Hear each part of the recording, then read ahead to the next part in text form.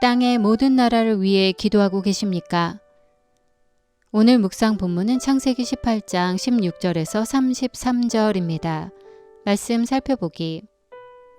그리고 그 사람들은 거기에서 일어나 소돔 쪽을 바라보았습니다. 아브라함은 그들을 전송하려고 그들과 함께 걸어갔습니다. 그때 여호와께서 말씀하셨습니다. 내가 지금 하려는 일을 아브라함에게 숨기겠는가?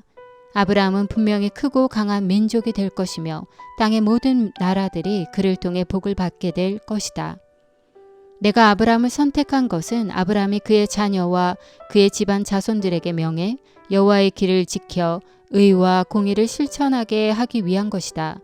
그리하여 나 여호와가 아브라함에게 말한 것을 그를 위해 다 이루고자 하는 것이다. 여호와께서 말씀하셨습니다. 소돔과 고모라에 대한 부르짖음이 크고 그 죄악이 심히 무겁다.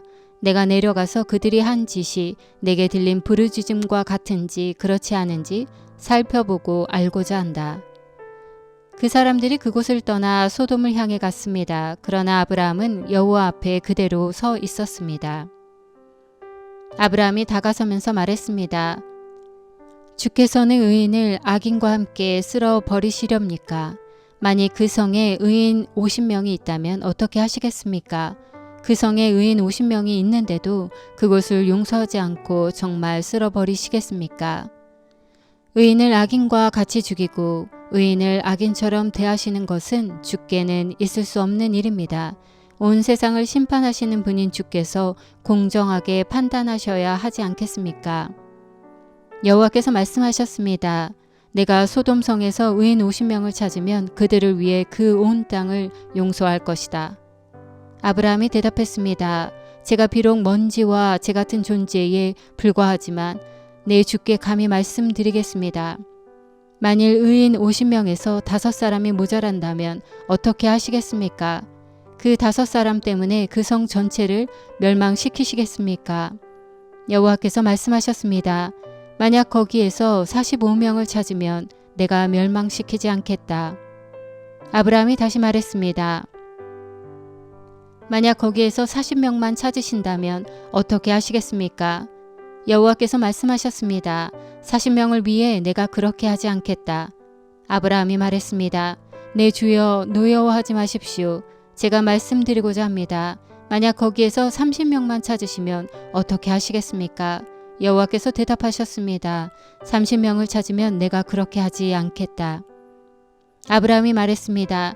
제가 감히 주께 말씀드리고자 합니다. 만약 20명만 찾으시면 어떻게 하시겠습니까?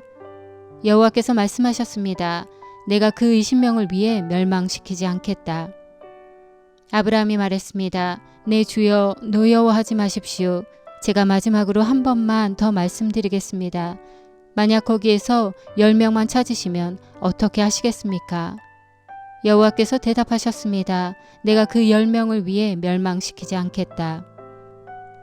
여호와께서 아브라함에게 말씀하시기를 마치시고 즉시 떠나셨습니다. 그리고 아브라함도 자기 집으로 돌아갔습니다. 오늘의 팁 16절의 소돔 사해 남단 요단 평지에 위치한 5성읍 중 하나로 아브라함의 조카 롯이 그와 헤어질 때 거주지로 선택한 곳입니다. 이때 소돔 사람들은 여호와 앞에서 아주 악한 죄를 짓고 있었습니다. 라고 성경은 말합니다. 말씀 이해하기. 나그네들이 소돔으로 갈 때 그들을 배웅하던 아브라함에게 하나님은 소돔과 고모라에 대한 부르짖음이 크고 그 죄악이 심히 무겁다. 내가 내려가서 그들이 한 짓이 내게 들린 부르짖음과 같은지 그렇지 않은지 살펴보고 알고자 한다고 말씀하십니다. 하나님의 심판 계획에 아브라함은 의인 50명이 있어도 그 성을 멸망시키실지 묻습니다. 이에 하나님은 의인들을 위해 용서하시겠다 말씀하십니다. 하나님의 말씀을 듣고 아브라함은 하나님의 심판 계획 앞에서 45명, 40명, 30명, 20명, 10명만 있어도 그 성을 심판하실지 묻고 하나님께로부터 동일하게 멸망시키지 않겠다는 약속을 듣게 됩니다.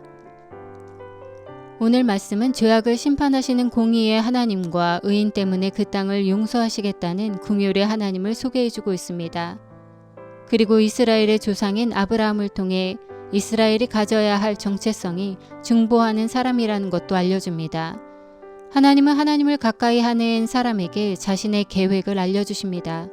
그리고 하나님은 종에게 자기 비밀을 알리지 않고는 결코 어떤 일도 하지 않으시는 분이십니다.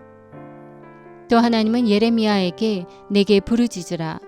그러면 내가 내게 대답하겠고 내가 알지 못하는 크고 비밀스러운 일들을 내게 알려줄 것이다 라고 말씀하셨습니다.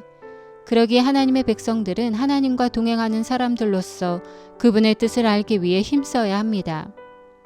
또 하나님의 백성은 땅의 모든 나라에 복을 주는 존재입니다. 이 약속은 하나님께서 아브라함을 부르실 때에 내가 복의 근원이 될 것이다 라고 말씀하신 것과 같은 내용입니다.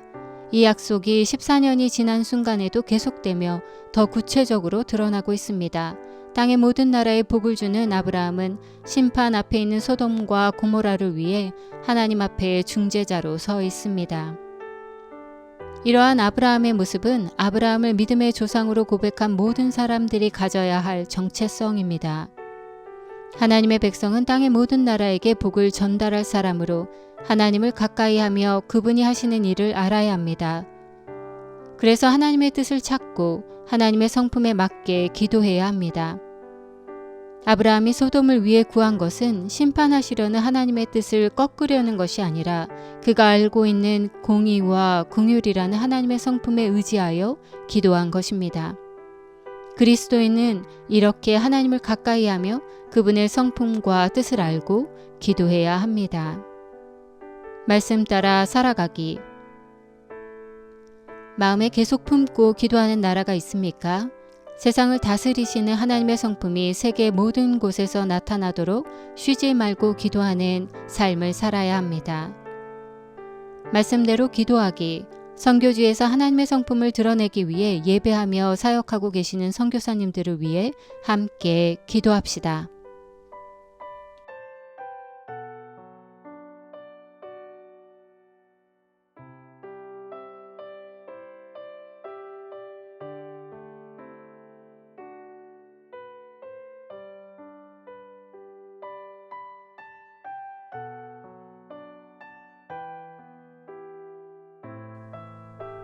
만약 거기